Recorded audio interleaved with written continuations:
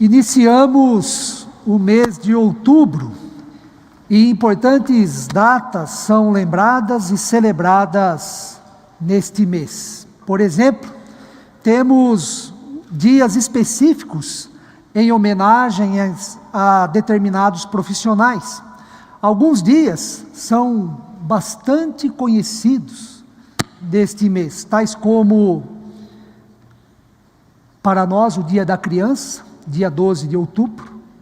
Temos também o dia do professor, da professora, dia 15. Outubro é conhecido mundialmente para a conscientização e ações relacionadas à prevenção e diagnóstico precoce do câncer de mama, Outubro Rosa. Outras datas importantes deste mês, mas não tão conhecidas e valorizadas como se deve, são o Dia Nacional do Idoso e Dia Internacional da Terceira Idade, que foi no dia 1º de outubro, quarta-feira da semana que se encerrou. Temos também o Dia Mundial da Saúde Mental, próximo dia 10, tema este tão importante e atual a todos nós. Temos o Dia Internacional para a Erradicação da Pobreza, dia 17 de outubro. E tem uma data aqui que todos nós somos especialistas e merecemos grandes homenagens. Refiro-me ao Dia Nacional do Economista Doméstico. Dia Nacional do Economista Doméstico, né? Eu tenho 2 mulheres em casa e sei muito bem o que significa, na prática, economia doméstica. E dentre as datas importantes a serem lembradas e celebradas no mês de outubro, encontra-se também o Dia da Reforma Protestante. No dia 31 de outubro deste mês, o último dia, celebraremos os 508 anos deste importante acontecimento de grandes consequências para o mundo ocidental. E alguns dos principais objetivos da Reforma Protestante, objetivos que permanecem até hoje, são o estabelecimento de uma igreja fiel à palavra e à revelação de Deus, a fé fundamentada única e exclusivamente em Jesus Cristo, a autêntica vida cristã marcada pela adoração, gratidão e paz com Deus, o Evangelho sendo proclamado e gerando justiça, alegria, esperança e amor. E para que estes objetivos fossem alcançados, os temas centrais da reforma da igreja se fundamentaram nos chamados solas: somente as Sagradas Escrituras, somente a fé, somente a graça, somente Jesus Cristo e somente glória a Deus. A série de mensagens deste mês está baseada num destes solas: somente a graça. Passaremos o mês de outubro enfatizando na proclamação do Evangelho, daqui deste púlpito, o tema da graça de Deus. E escolhemos este tema porque a graça de Deus é central quando pensamos e falamos no Evangelho de Cristo. Graça aponta muito bem, com precisão, quem é Deus e o modo como Ele age em relação a nós, em nossa condição de pecadores e pecadoras. C.S. Lewis e vários outros teólogos apontaram a graça de Deus como elemento distintivo da fé cristã em comparação com as demais religiões. Todas as religiões falam do amor, da fé, da esperança, da paz, da salvação, mas somente o cristianismo, somente a fé cristã fala e enfatiza a graça como favor divino, como modo do agir divino para conosco. A graça de Deus está presente em tudo o que existe. A vida, a minha vida, a sua vida, é manifestação da graça de Deus. Os recursos que encontramos e extraímos da natureza para a nossa sobrevivência, manifestações da graça de Deus. O nascimento de um filho, de uma filha, é graça de Deus. O mistério da vida sendo gerado no corpo, no ventre da mãe e que vem ao mundo, é profunda experiência com a graça de Deus. O amor que sentimos, seja em que área e que intensidade for, é graça de Deus em nossa vida.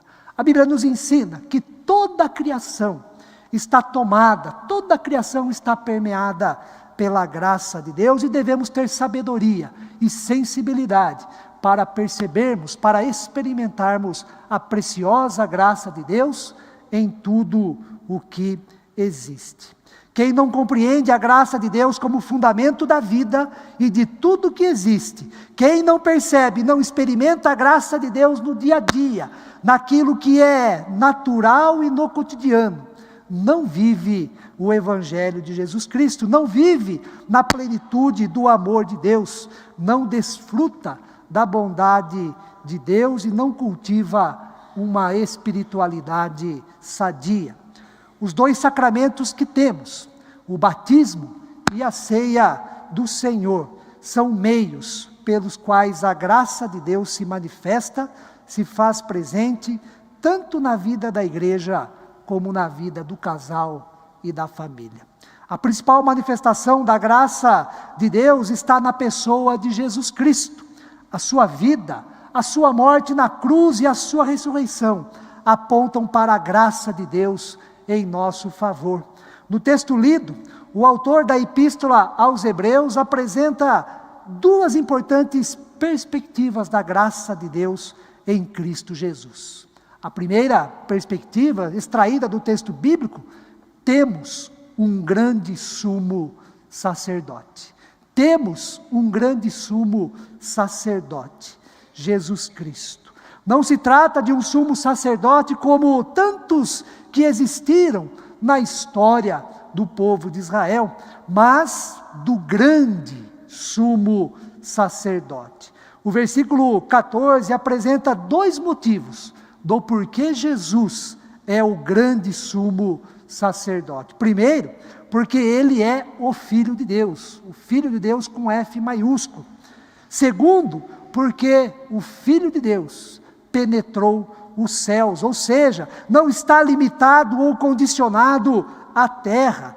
Ele se encontra na presença de Deus, à direita de Deus Pai Todo-Poderoso, acima de todas as coisas, acima do mundo, acima da história. O versículo 14 afirma também que nós já temos o grande sumo sacerdote. Não se trata de uma promessa, algo que ainda acontecerá para o futuro, ou então que devemos esperar. Nós já temos, tendo, pois, Jesus Cristo como grande sumo sacerdote. Inicia-se assim o texto que nós lemos. Já é algo dado, já o temos hoje, agora. No Antigo Testamento e no judaísmo, nos tempos de Jesus, o sumo sacerdote ocupa lugar de destaque e cumpre importante papel na mediação entre o povo e Deus. Ele representa o povo diante de Deus, ao mesmo tempo que é o representante de Deus para o povo. E por ser assim, o sacerdote, o sumo sacerdote, ora, intercede, realiza sacrifícios, suplica as bênçãos de Deus para o povo, assim como ele também fala da parte de Deus, perdoa pecados e abençoa o povo. Na função de mediador, Jesus é o grande sumo sacerdote, ou seja, ele é o mediador por excelência, o principal, o único, o mais importante de todos os sumos sacerdotes. Por isto, devemos conservar firmes a nossa confissão, como nos diz o autor da Epístola aos Hebreus. E como grande sumo sacerdote, Jesus não está distante de nós, pelo contrário, ele se identifica conosco. O versículo 15 afirma que Jesus se compadece das nossas fraquezas, pois ele foi tentado em todas as coisas, à nossa semelhança, mas sem pecado. Jesus se compadece porque sofreu como nós sofremos. Ele se solidariza conosco porque sabe das nossas limitações e imperfeições. Ele se envolveu com todos os problemas da vida humana, passou, sentiu e sofreu tudo que eu e você passamos, sentimos e sofremos. Ele se compadece de nós porque experimentou a dor e conhece muito bem a nossa fragilidade, os nossos medos, a nossa insegurança, os nossos temores, mas com uma diferença: ele não pecou.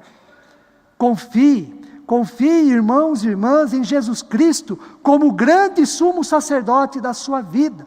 Foi ele mesmo quem disse: eu sou o caminho, a verdade e a vida, e ninguém vem ao Pai senão por mim. Temos um grande sumo sacerdote que intercede por nós, que é por nós, que nos abençoa e está na presença de Deus Pai, à direita de Deus Pai, onde pode manifestar assim a graça divina em nosso favor. E outra importante perspectiva da graça de Deus em Jesus Cristo, extraída do texto que nós lemos, é a seguinte: temos o convite e o acesso ao trono da graça. Jesus, o grande sumo sacerdote, nos convida, nos chama e nos leva ao trono da graça. Acheguemo-nos, portanto, confiadamente, junto ao trono da graça. Versículo 16, palavras de Jesus. Trono é lugar de reverência, é onde fica o rei, é um lugar exclusivo e restrito. Todo rei exerce autoridade, governa, toma decisões, reina a partir do seu trono. Trono da graça significa onde Deus está, significa a presença plena de Deus. Na tradição do povo de Israel, somente o sumo sacerdote tinha acesso ao chamado Santo dos Santos, lugar especial e repleto, tomado pela presença de Deus. Somente ele, o sumo sacerdote, tinha o privilégio de entrar e estar diretamente na presença de Deus, no Santo dos Santos. Mas Jesus, como grande sumo sacerdote que é, quebra esta tradição. Ele não está preso às tradições que muitas vezes insistimos em manter, que nos faz olhar mais para o passado do que para o futuro, que mais nos aprisiona do que liberta. Tradições que muitas vezes, tendo uma intenção positiva, acaba nos afastando, nos distanciando de Deus. Jesus, o Filho de Deus, que penetrou os céus, o grande sumo sacerdote, abre o caminho, quebra a tradição, rasga o véu dos santos dos santos, o qual separava Deus do povo e o povo de Deus. Jesus nos convida e possibilita o acesso. Acheguemo-nos confiadamente ao trono da graça, acheguemo-nos à presença plena e total de Deus, sem nenhum impedimento, sem nenhuma restrição. Acheguemo-nos a esse lugar santo, a esse lugar único, a esse lugar exclusivo, onde emana a graça de Deus. O propósito deste convite e desta possibilidade que Jesus nos dá, o versículo 16 responde: a fim de recebermos misericórdia e acharmos graça para socorro em ocasião oportuna. Para concluir, irmãos e irmãs, convido você, neste momento, para pensar, na verdade, para imaginar, visualizar em sua mente o seguinte movimento: Jesus, o grande sumo sacerdote, o Filho de Deus, que morreu, mas ressuscitou no terceiro dia, e depois penetrou os céus, que cumpre com excelência o papel de mediador entre nós e Deus, e entre Deus e nós, nos chama e nos leva até o trono da graça. Trono da graça é presença de Deus, é onde Deus está, é onde Ele governa. Do trono da graça emana a graça de Deus, do trono da graça flui a graça de Deus em nosso favor. No trono da graça recebemos misericórdia e achamos graça para socorro em ocasião oportuna. Graça é favor imerecido. É receber o que nós não merecemos. Graça é quando o mais forte vem em socorro do mais fraco. Graça é Deus nos recebendo com misericórdia e transformando o que é velho em algo novo, transformando a tristeza em alegria, transformando as trevas em luz, transformando a morte em vida. Graça é socorro, socorro em ocasião oportuna. Importante, a partir de Jesus, o trono da graça não é mais um lugar, não é mais um espaço geográfico. Trono da graça é um estado de vida, é um modo de viver. Trono da graça é estarmos na presença de Deus. Trono da graça é Deus conosco. Trono da graça é a vida marcada pela alegria da reconciliação com Deus, a certeza do perdão de todos os nossos pecados e a segurança da comunhão com Deus e da salvação eterna que temos em Cristo Jesus. Que possamos, irmãos e irmãs, atender o convite e o chamado de Jesus. Vinde, acheguemo-nos confiadamente ao trono da graça e sejamos ricamente abençoados e alcançados pela graça do nosso Senhor. Assim Deus nos abençoe.